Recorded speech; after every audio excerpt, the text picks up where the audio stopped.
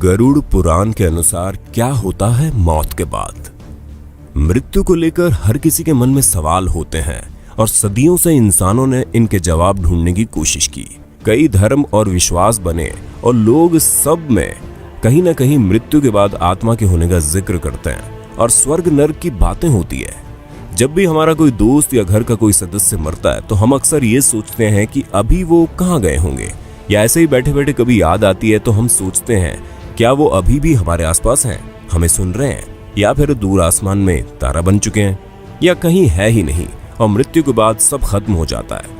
इन सभी सवालों के जवाब विस्तार से लिखे हुए हैं गरुड़ पुराण में। गरुड़ पुराण हिंदू धर्म के 18 प्राचीन महाकाव्यों में से एक है। ये वैष्णवी साहित्य का एक भाग है और भगवान विष्णु और गरुड़ के बीच मनुष्य जीवन के अर्थ को लेकर वार्तालाप के रूप में लिखा हुआ है। गरुड़ पुराण में मृत्यु के बाद जीवन, अंतिम क्रियाक्रम और पुनर्जन्म जैसी बातों पर विस्तार से चर्चा है। इसलिए हिंदू धर्म में इंसान की मृत्यु के बाद आखिरी क्रियाकर्मों के समय इसका उच्चारण किया जाता है। हमने आपके लिए गरुड़ पुराण से खासकर इन्हीं सवालों के जवाब ढूंढे हैं और इस वीडियो में बताने जा रहे हैं। आप इसे ठीक से समझने के लिए अंत तक जरूर देखिए और सब्सक्राइब करना ना भूलें, क्योंकि हम ऐसे जीवन से जुड़े रहस्यों पर वीडियोस बनाते रहते हैं। तो चलिए फिर शुरू करते हैं। मृत्यु के बाद क्या होता है। मृत्यु के ठीक पहले, मृत्यु के दौरान और मृत्यु के बाद क्या होता है, ये गरुड़ पुराण में अच्छे से समझाया गया है।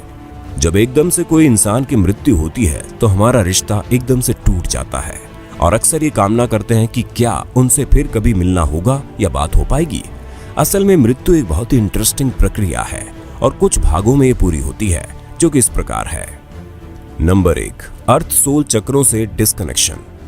मौत से लगभग 4-5 घंटे पहले इंसान के पैरों के नीचे स्थित अर्थ सोल चक्र अलग हो जाते हैं, जिसका मतलब है धरती की सतह से संबंध टूट जाता है। इंसान की मृत्यु से कुछ घंटे पहले उसके पैर ठंडे पड़ जाते हैं। जब मृत्यु का सही समय आता है तो कहा जाता है कि मृत्यु देवता यम आते हैं और आपकी आत्मा को लेकर चले जाते हैं। नंबर 2, एस्ट्रल कोड टूट जाता है।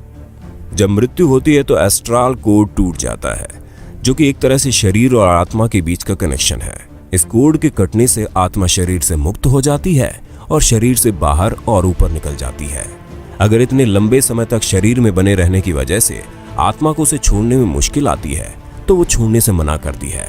वो शरीर से निकलकर वापस घुस जाती है और इधर उधर गति करती है। हमें ये मरने के बाद चेहरे, हाथ या पैरों के मामूली हिलने से पता चलता है।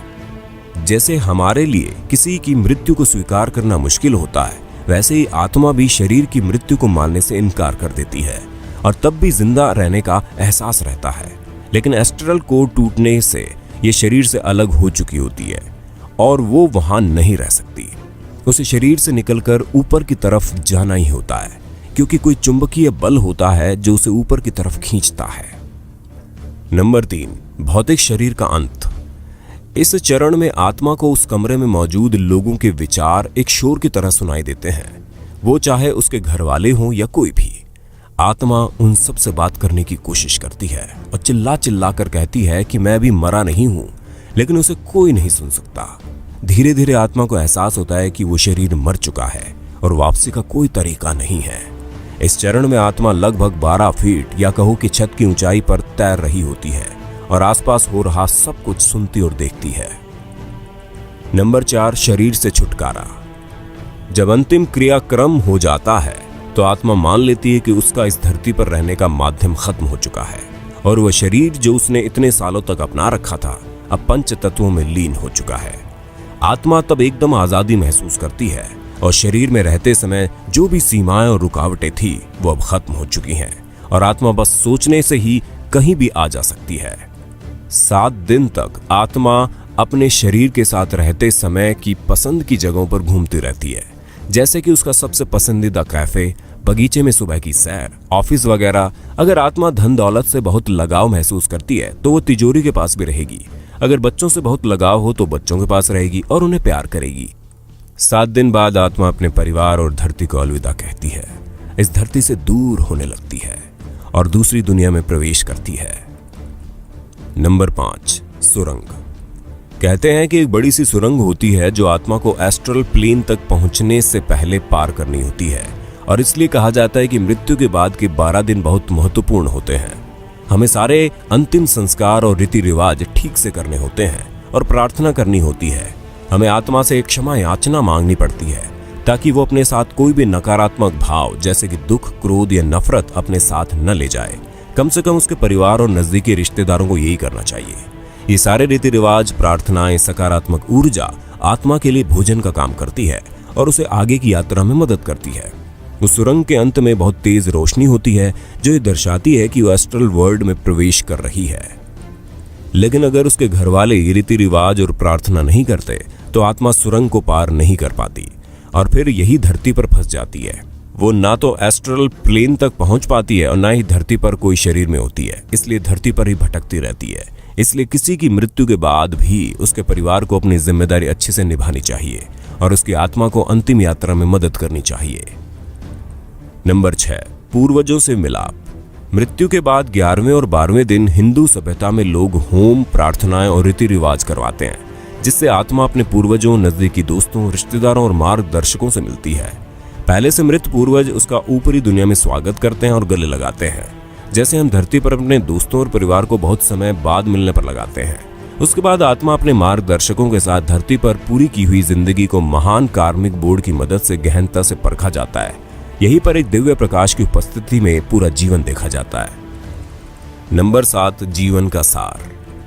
यहाँ पर कोई जज नहीं होता और ना ही कोई भगवान। आत्मा खुद ही अपनी जिंदगी की समीक्षा करती है, जैसे पूरी जिंदगी वो दूसरों को जज करती थी। आत्मा अपने साथ हुए बुरे के लिए क्रोधित होती है और बदला लेने की इच्छा रखती है। किसी का जो बुरा किया है उसके लिए पछताती है और उसके लिए खुद ही सजा मांगती है। जैसे कि आत्मा शरीर से और अपने मैं से नहीं जुड़ी होती, इसलिए आखिरी फैसला उसके अगले जीवन का आधार बनता है और इसी आधार पर आत्मा ही अगले जीवन के लिए रूपरेखा तैयार करती है, जिसे ब्लूप्रिंट कहते हैं। हर घटना और मुसीबतें जो झेलनी होगी और हर चेतावनी जिसका सामना करना होगा इस एग्रीमेंट में लिखी जाती है। यहाँ तक कि आत्मा उम्र, व्यक्तित्व और हालात भी खुद ही चुनती है। उदाहरण के लिए किसी इंसान ने पिछले जीवन में किसी की बेरहमी से हत्या की और मरने के बाद जीवन की समीक्षा करते हुए उसे बहुत पछतावा हुआ और उसकी सजा खुद को देने के लिए आत्मा अगले जीवन में खुद की किसी बीमारी से ग्रस्त होने का दर्द देती है या अन्य कोई भी मुसीबत जिससे उसको अपने किए के लिए सजा मिले। खुद को खुद ही जज करके आत्मा ब्लूप्रिंट बनाती है। जितना ज्यादा पश्चाताप होगा, आत्मा खुद को अगले जन्म में उतनी कठिन सजा देती है। इसलिए कुछ गलत करने पर किसी को माफ करना और किसी से माफी मांगना बहुत जरूरी है और हमें अपने जीवन में इसे अपनाना चाहिए।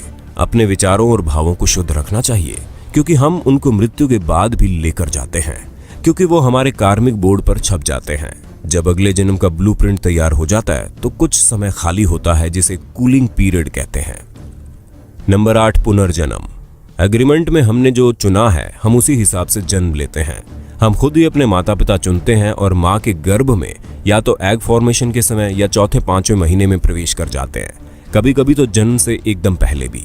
ये ब्रह्मांड इसी तरह से डिजाइन किया गया है और हमारे जन्म के स्थान और समय से हमारी कुंडली बनती है, जो कि जिंदगी का ब्लूप्रिंट होती है।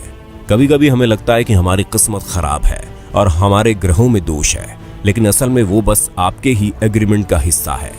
दोबारा जन्म के बाद अगर 40 दिन तक बच्चे को अपना पिछला जन्म याद रहता है और वो उसे याद करके अकेला होते हुए भी रोता है और हंसता है, उसके बाद पिछले जन्म की सारी याददाश्त चली जाती है और हम जिंदगी ऐसे जीते हैं जैसे हम पहले कभी थे ही नहीं। तो ये है जीवन और मृत्यु का सार, जैसे कि गरुड़ पुराण में लिखा है। अगली बार जब किसी दुख या समस्या के लिए भगवान या किस्मत को दोष दो तो याद रखना ये सब आपने ही चुना है और आपको ये स्वीकार करके उनका हिम्मत से सामना करना चाहिए और अगले जन्म में अच्छा हो सके उसके लिए अच्छे कर्म करें, सबसे प्यार से पेश आए। आपके घर वाले, दोस्त या हर कोई जो भी जीवन में आता है वो बस अपना किरदार निभा रहे हैं उस फिल्म में जो आपने ही लिखी है और डायरेक्ट भी की है। इसलिए हम कभी मरते नहीं हैं, ये सफर चलता रहता है और हम दोबारा मिले इसके बीच में एक लंबा ब्रेक हो सकता है और कुछ नहीं। दोस्तों, ऐसी अन्य जानकारी के लिए चैनल को जरूर सब्सक्राइब कर लें और बेल आइकॉन जरूर दबा देना। फिर मिलते हैं नई वीडियो में। धन्यवाद।